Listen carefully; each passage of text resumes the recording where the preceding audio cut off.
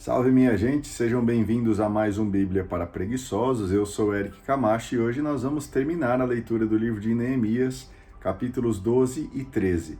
Se você está comigo, assista o vídeo até o final, deixe o seu like, inscreva-se no canal e ao final do vídeo faça um belo comentário aí, tá bem? Vamos lá. Capítulo 12. Os levitas depois do exílio. Lista dos sacerdotes e levitas que chegaram com Zorobabel, filho de Salatiel, e com Josué: Saraías, Jeremias, Esdras, Amarias, Meluc, Ratus, Sequenias, Reum, Meremote, Ado, Genton, Abias, Miamim, Madias, Belga, Semeias, Joiaribe, Gedaías, Salo, Amoc, Reucias e Gedaías. Esses eram os chefes dos sacerdotes e seus irmãos no tempo de Josué. Os levitas eram Josué, Benui, Cadmiel, Serebias, Judá e Matanias, o qual, com seus irmãos, dirigia os hinos de ação de graças, enquanto os outros seus irmãos Becbessias e Ani ficavam em frente deles para entoar os cânticos. Josué foi o pai de Joaquim, Joaquim o pai de Eliasibe, Eliasibe o pai de Joiada, Joiada o pai de Joanã e Joanã o pai de Gêdua. No tempo de Joaquim, os chefes das famílias sacerdotais eram Maraías, chefe da família de Saraías, Hananias da família de Jeremias, Mozolam da família de Esdras, Joanã da família de Amarias, Jonatas da família de Meluc, José da família de Sebanias, Ednas da família de Harim, Reuci da família de Maraiote, Zacarias da família de Ado, Mozolam da família de Genton, Zeeri da família de Abias, da família de Miniamim, Felte da família de Moadias, Samua da família de Belga, Jonatas da família de Semeias, Matanai da família de Joiaribe, Ozi da família de Gedaías, Selai da família de Selai, Heber da família de Amoc, Razabias da família de Reucias e Natanael da família de Zedaías. No tempo de Eliasibe, Joiada, Joanã e Gêdua, foi feita uma lista dos chefes das famílias sacerdotais, até o começo do reinado de Dário, o persa.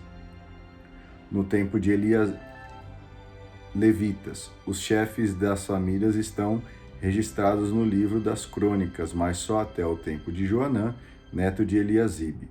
Eram eles: Razabias, Serebias, Josué, Benui, Cadmiel e seus irmãos, que ficavam em frente deles para entoar os hinos de louvor e ação de graças, conforme as determinações de Davi, homem de Deus, um grupo alternando com o outro. Esses eram Matanias, Becbessias e Abdias. Mozolam, Telmon e Jacobe eram porteiros, que ficavam vigiando nos armazéns perto das portas da cidade. Esse pessoal é do tempo de Joaquim, filho de Josué, filho de Josedeque, do tempo do governador Neemias e do sacerdote Esdras, doutor da lei. Festejando a restauração. Por ocasião da dedicação das muralhas de Jerusalém, os levitas foram convocados de todos os lugares onde moravam para irem a Jerusalém, a fim de celebrar a dedicação com festa e ação de graças, ao som de símbolos, cítaras e harpas. Reuniram-se então levitas, encarregados dos cânticos, vindo dos distritos de Jerusalém e redondezas, das cidades dos Netofatitas, de Bet-Gilgal e da zona rural de Gaba e de Asmote, pois os cantores tinham construído aldeias nos arredores de Jerusalém. Os sacerdotes e levitas se purificaram e depois purificaram o povo, as portas e a muralha. Então mandei que os chefes de Judá subissem à muralha e organizei duas grandes alas. Uma deveria caminhar pela direita na direção da porta do esterco. Atrás dela iam Osaías e a metade dos chefes de Judá. Iam também Azarias, Esdras, Mozolam, Judá, Benjamim, Semeias e Jeremias, pertencentes ao coro dos sacerdotes com as trombetas.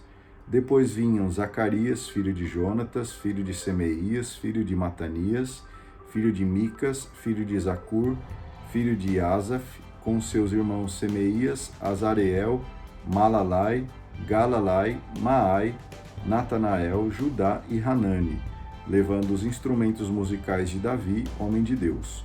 Esdras, doutor da lei, ia na frente deles.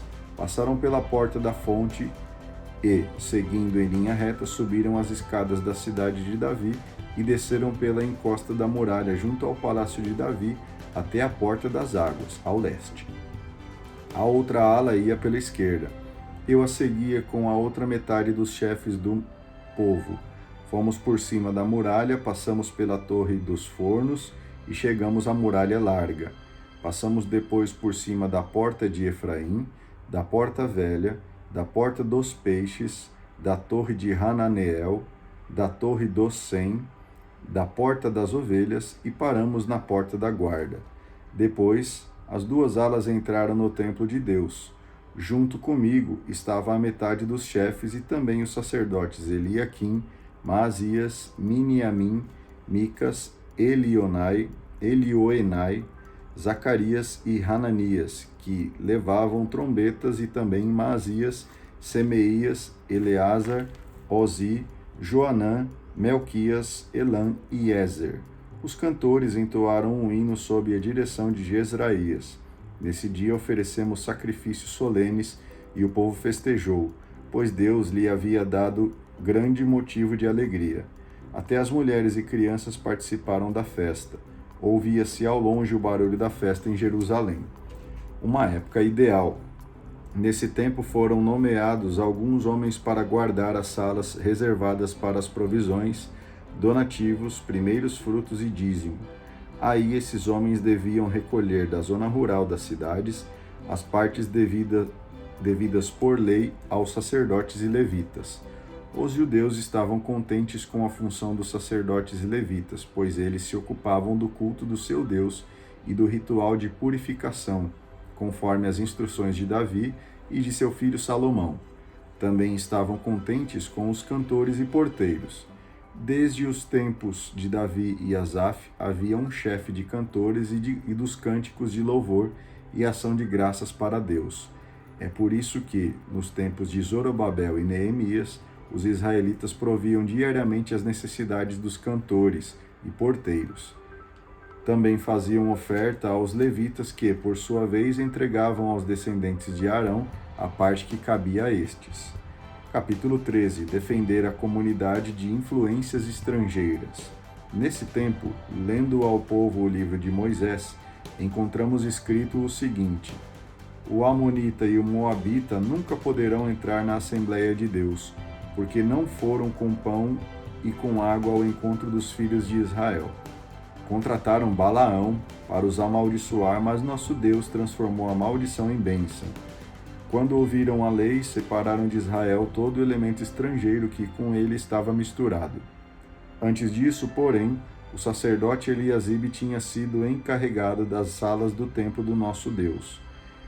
Sendo parente de Tobias, arranjou para este uma sala bem grande, onde antes se colocavam as ofertas, o incenso e os objetos do culto, o dízimo do trigo, do vinho e do azeite, isto é, para as partes que cabiam aos levitas, aos cantores e aos porteiros, e o que era reservado para os sacerdotes.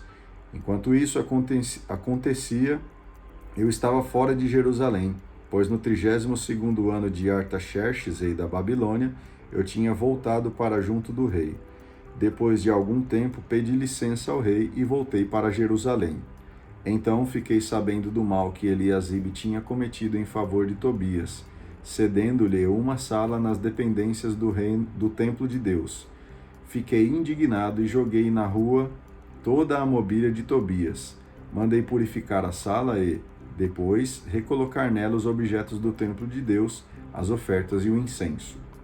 Também fiquei sabendo que não estavam mais dando aos levitas as contribuições devidas, e que os levitas e cantores encarregados do culto tinham fugido cada qual para a sua propriedade. Enfrentei os ministros e lhes disse: por que o templo de Deus está abandonado? Reuni de novo os levitas e os reintegrei nas suas funções. Então todos os judeus começaram a trazer de novo para os armazéns o dízimo do trigo, do vinho e do azeite. Coloquei como encarregados dos armazéns o sacerdote Selemias, o escrivão Sadoc, e o levita Fadaías, ajudados por Hanã, filho de Zacur, filho de Matanias, pois eles tinham fama de serem íntegros. A função deles era distribuir as porções para seus irmãos. Por tudo isso, lembra-te de mim, ó meu Deus. Não deixes apagar da tua lembrança as boas ações que realizei pelo templo de Deus e pelo seu culto, o dia de Deus e do homem. Nessa ocasião, vi em Judá gente pisando uvas no tanque em dia de sábado, gente que transportava trigo e o colocava sobre jumentos, e também vinho, uva, figo e toda espécie de carga, e levavam isso para Jerusalém em dia de sábado. Chamei a atenção deles para que não vendessem seus produtos. Havia em Jerusalém até gente de Tiro, que trazia peixes e outras mercadorias que eram vendidas aos judeus em dia de sábado. Repreendi o pessoal importante de Judá, dizendo-lhes: vocês estão fazendo uma coisa abominável, profanando o dia de sábado. Não foi isso que seus antepassados fizeram? Então Deus mandou toda essa desgraça sobre nós e sobre esta cidade. Com essa profanação do sábado, vocês estão aumentando a ira de Deus contra Israel. Mandei que fechassem as portas de Jerusalém ao cair da tarde, antes do sábado, com ordem de não abri-las enquanto o sábado não tivesse passado. Coloquei alguns dos meus homens perto das portas da cidade para não deixar que entrasse nenhum carregamento na cidade durante o sábado. Por uma ou duas vezes, alguns mascates e negociantes de artigos tiveram de passar a noite do lado de fora de Jerusalém. Então eu os avisei: por que vocês estão dormindo ao pé da muralha? Se fizerem isso de novo, vou prender vocês. Daí por diante não voltaram mais aos sábados. Mandei também que os levitas se purificassem e vigiassem as portas da cidade para santificar o dia de sábado. Por tudo isso, lembra-te de mim, ó meu Deus, e tem piedade de mim por tua grande misericórdia. Preservar a identidade original do povo. Nessa mesma ocasião, notei que os judeus estavam se casando com mulheres azotitas, amonitas e moabitas. Metade de seus filhos falava a língua de Azoto e outras línguas estrangeiras e não sabiam mais falar a língua dos judeus.